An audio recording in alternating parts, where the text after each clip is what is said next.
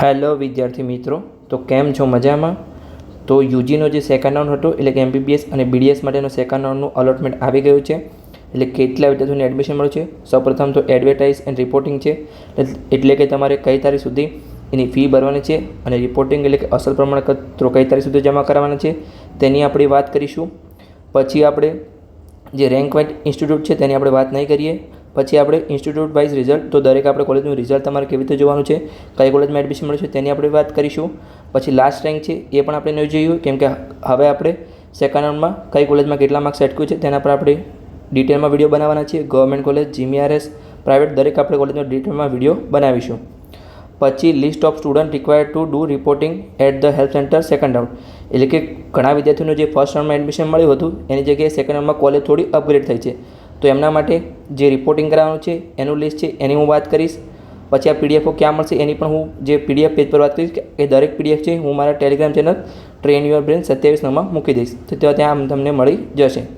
પછી આગળ આપણે જોઈએ કે list of student required to pay tuition fee at designated HDFC bank branch or online, એટલે કે જે લિસ્ટ આપવામાં આવ્યું છે એ વિદ્યાર્થીઓ ટ્યુશન ફી ભરવી જરૂર છે.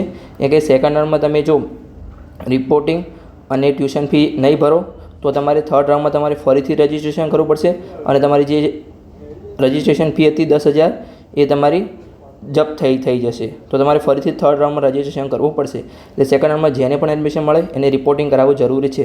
ફર્સ્ટ રાઉન્ડમાં ચાલતું હતું કે નહીં કરો તો ચાલશે, પણ સેકન્ડ રાઉન્ડમાં તમારે દરેકને કરાવવું પડશે. પછી પ્રોસેસ ઓફ એડમિશન પ્રોસેસ એ આપણે જોઈશું. લિસ્ટ ઓફ હેલ્થ સેન્ટર એ તો આપણે જોયા જ છે ફર્સ્ટ રાઉન્ડમાં, તો ફર્સ્ટ રાઉન્ડના વિડીયોમાં જઈને તમે જોઈ શકો છો. પછી એચડીએફસી બ્રાન્ચ એ પણ આપણે જોઈ છે, તો ત્યાં જઈને તમે જોઈ શકો છો. પછી સ્ટેપ ઓફ એડમિશન કન્ફર્મ એ આપણે આ જ વિડીયોમાં વાત કરીશું અંતમાં. પછી આપણે જે ઇન્ફોર્મેશન બ્રાઇટન જે તમારે એન્વોલપ છે એ તમારે જે એન્વોલપ પર ચોંટાડવાનું છે એની આપણે વાત કરીશું. પછી ઓથોરિટી લેટર એ તમારે કોઈ કામનું નથી, અને 4 રાઉન્ડની અહીંયા માહિતી આપી છે. તો મેં એ જ કીધું કે તમારે સેકન્ડ રાઉન્ડમાં રિપોર્ટિંગ અને ફી ભરવી જરૂર છે, ન કે તમારે ફરીથી થર્ડ રાઉન્ડમાં રજિસ્ટ્રેશન કરાવવું પડશે. અને જો સીટ થર્ડ રાઉન્ડમાં ખાલી નહીં રહે તો તમને એડમિશન મળશે નહીં. આગળ આપણે જોઈએ કે જો એવા વિદ્યાર્થીઓ કે જે BAMS અને BHMSમાં પ્રવેશ મળેલ છે અને તેમને MBBS અને BDSના બીજા રાઉન્ડમાં સીટ અલોટ થયેલ છે, તો તેઓ MBBS અને BDSમાં સીટ કન્ફર્મ કરવા માગતા હોય તો પોતાની સીટ પર લીધેલ BAMS અને BHMSની સીટ 30/9/2024 બપોરે 12 વાગ્યા સુધી જે હેલ્પ સેન્ટર પર પોતાના અસલ પ્રમાણપત્રો જમા કરાવ્યા હોય ત્યાં જઈને પોતાનો પ્રવેશ રદ કરાવી શકશે.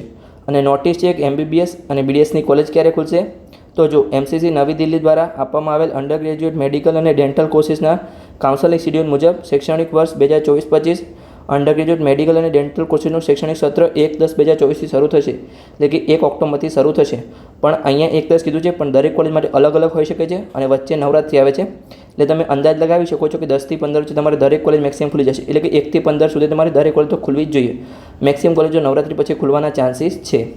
તો ચલો હવે આપણે દરેકની વાત કરીએ કે કઈ છે. આપણે સંપૂર્ણ ડિટેલમાં વિડીયોમાં વાત કરીશું, તો તમે અંત સુધી જોડાયેલા રહો. સૌપ્રથમ તો જેને એડમિશન મળ્યું હોય એના માટે અલોટમેન્ટ અને રિપોર્ટિંગની આપણે જાહેરાત છે એ આપણે જોઈ લઈએ. એટલે કે જો તમારે અહીંયા ઓનલાઈન અથવા નિયત કરેલ HDFC બેંકની શાખા ખાતે ટ્યુશન ફી ભરવાની તારીખ છે એ 27 સપ્ટેમ્બર 2024થી લઈને 4 ઓક્ટોબર 2024 બપોરે 3 વાગ્યા સુધી છે, એટલે કે 4/10 સુધી તમે ફી ભરી શકો છો.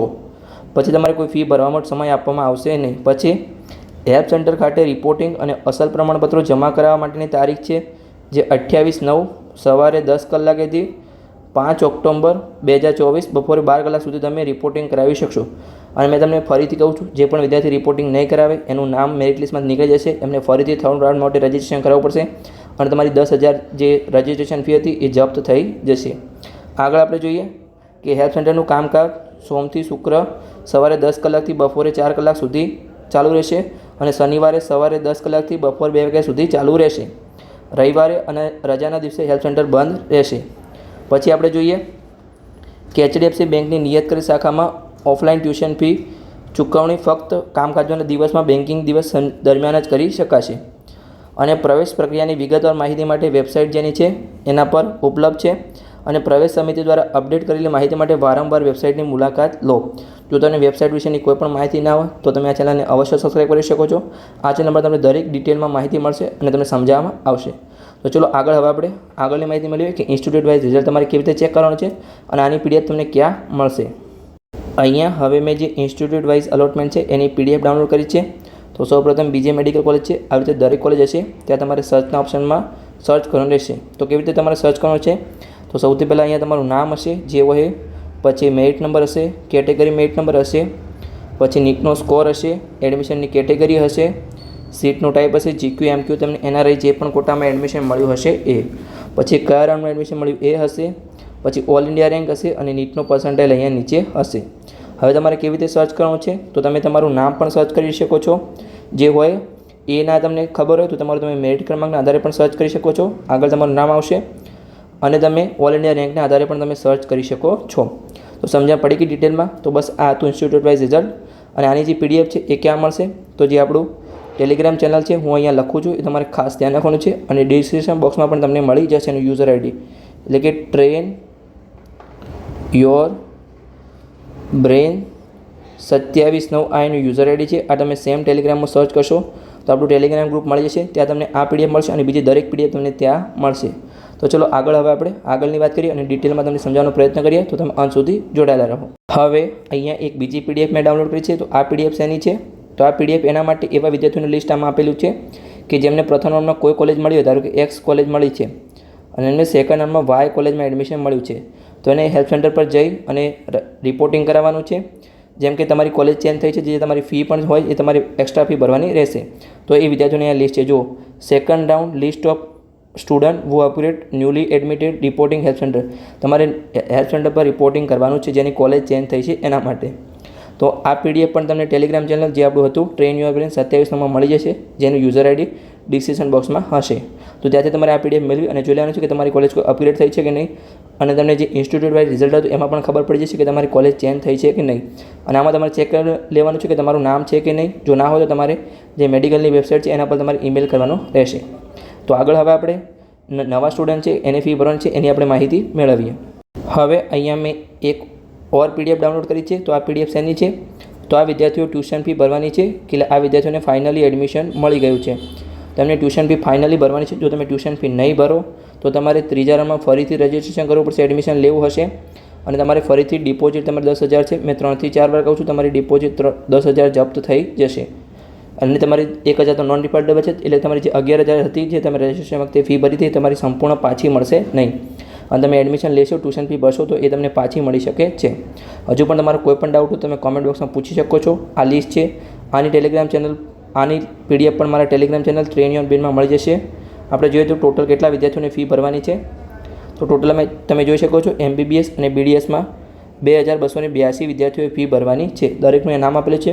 તમે તમારું નામ સર્ચ કરી શકો છો. અહીંયા જો યુઝર ID પણ છે એ પણ તમે સર્ચ કરી શકો છો, અથવા તમારો જનરલ મેરિટ નંબર હોય એ પણ તમે સર્ચ કરી શકો છો.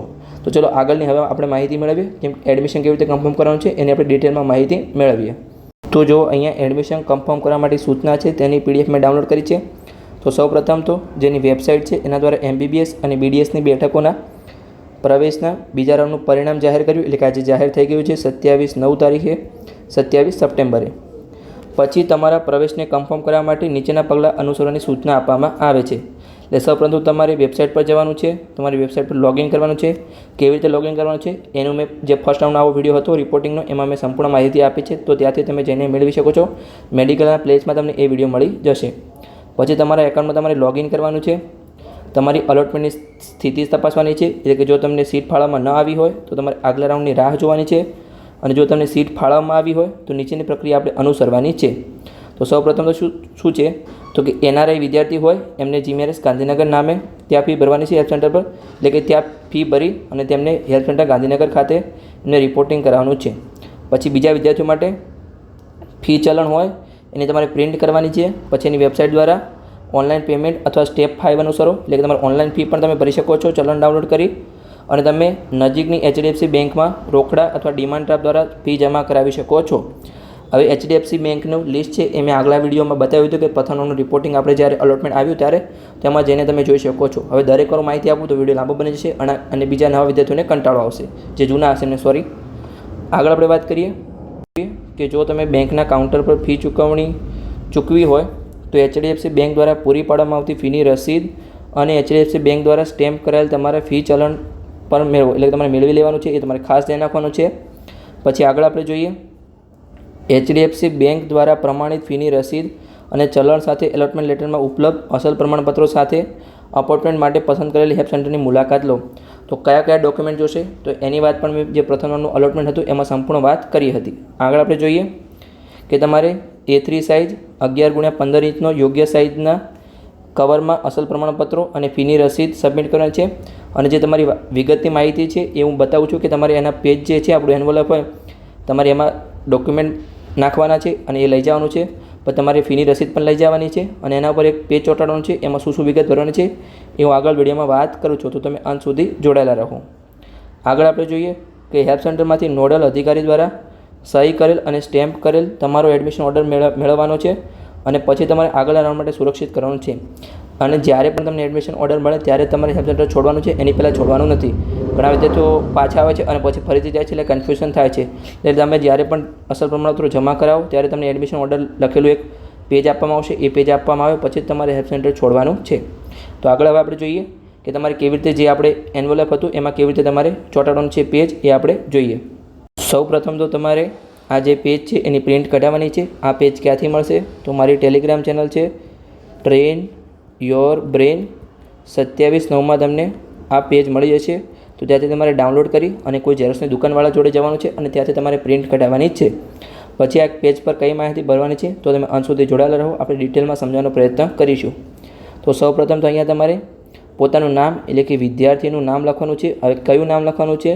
તો જે તમારી નીટની માર્કશીટમાં નામ હોય એ તમારે સેમ જ નામ અહીંયા લખવાનું છે. પછી તમે ફોર્મ ભર્યું હોય ત્યારે તમારો જે યુઝર આઈડી હોય એ અહીંયા લખવાનો છે.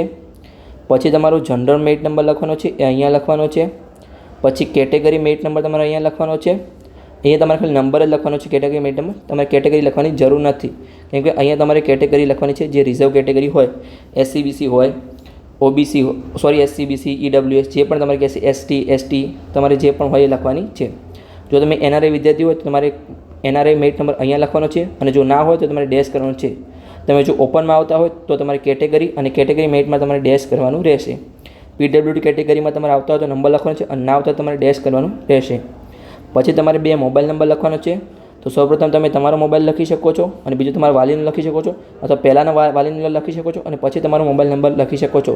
અને જે મોબાઈલ ચાલુ હોય એ જ તમારે મોબાઈલ નંબર લખવાનો રહેશે, કેમ કે તમને જ્યારે પણ કોલેજ ખુલશે ત્યારે એ નંબર પર તમને મેસેજ અથવા SMS કરવામાં આવશે. આગળ આપણે જોઈએ તો તમારું જે ઈમેલ આઈડી હોય એ અહીંયા લખવાનું રહેશે, વિદ્યાર્થીનું ઈમેલ આઈડી. પછી તમારે અહીંયા જે તમને કોર્સમાં એડમિશન મળ્યું હોય, જેમ કે MBBS અથવા જે પણ કોર્સમાં BDSમાં તમને એડમિશન મળ્યું એની તમારે એ કોર્સ લખવાનો છે.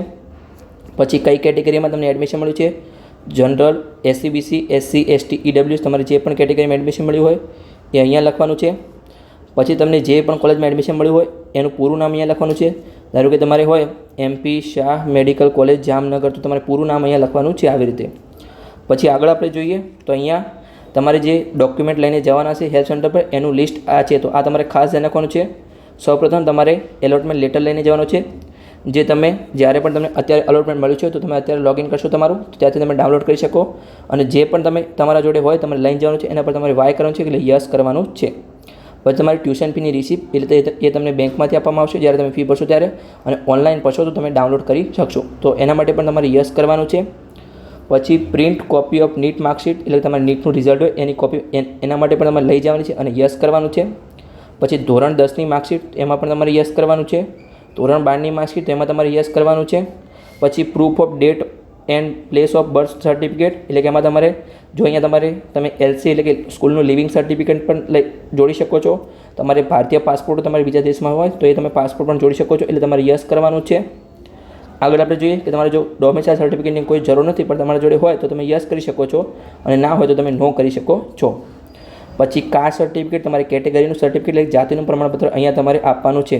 તમે જે પણ કેટેગરીમાં હોય, OBC હોય, SCBC હોય, EWS SC ST તમારે યસ કરવાનું છે. તમે જનરલમાં હોય તો તમારે નો કરવાનું છે. પછી નોન ક્લિમેજ સર્ટિફિકેટ એ માત્ર OBC SCBC વાળા વિદ્યાર્થીઓ માટે યસ કરવાનું છે, બીજાએ નો કરવાનું છે. તો સમજણ પડી ગઈ? OBC વાળા યસ, બીજાએ નો કરવાનું છે. EWS સર્ટિફિકેટ તો માત્ર EWS કેટેગરીવાળા યસ કરવાનું છે અને જોડવાનું છે, બીજા વિદ્યાર્થીઓને નો કરવાનું છે N. પછી કોપી ઓફ પાસપોર્ટ એટલે તમારે પાસપોર્ટની કોઈ જરૂર નથી, જે ફોરેન વિદ્યાર્થીઓ એમના માટે જ છે, તો તમારે આમાં નો કરવાનું છે. મેક્સિમમ વિદ્યાર્થીઓ નો કરવાનું છે. જો તમે ફોરેનમાં રહેતા હોય તો તમારે યસ કરવાનું છે. પછી ફિટનેસ સર્ટિફિકેટ એ તમારે ઓરિજિનલ આપવાનું છે, જે તમે ડોક્યુમેન્ટ વેરિફિકેશન માટે નીકળ્યું હતું, તમારું જે ચેકઅપ કરાવ્યું હતું એનું તમારે યસ કરવાનું છે. પછી આમાં તમારે આગળ કોઈ જરૂર નથી. જો તમારે બીજું કોઈ ડોક્યુમેન્ટ હોય તો તેમાં તમારે યસ કરવાનું છે. તો બસ આ જે પેજ છે એને તમારે જે એન્વોલપ હતું એના પર ચોંટાડવાનું છે, અને આ ડોક્યુમેન્ટ બધા હતા જે યસ કર્યા છે એ તમારે એમાં પેજની અંદર જે એન્વોલપ હતું એમાં મૂકવાના છે, અને એ લઈને તમારે હેલ્પ સેન્ટર પર જમા કરાવવા જવાનું છે. તો સંપૂર્ણ ડિટેલમાં માહિતી આપી છે. જો તો વિડીયો સારો લાગ્યો હોય તો ચેનલને સબસ્ક્રાઈબ કરી શકો છો, અને તમારા મિત્રો સાથે વિડીયોને શેર પણ કરી શકો છો. મળીને આવી કોઈ ઇન્ફોર્મેટિવ માહિતી સાથે.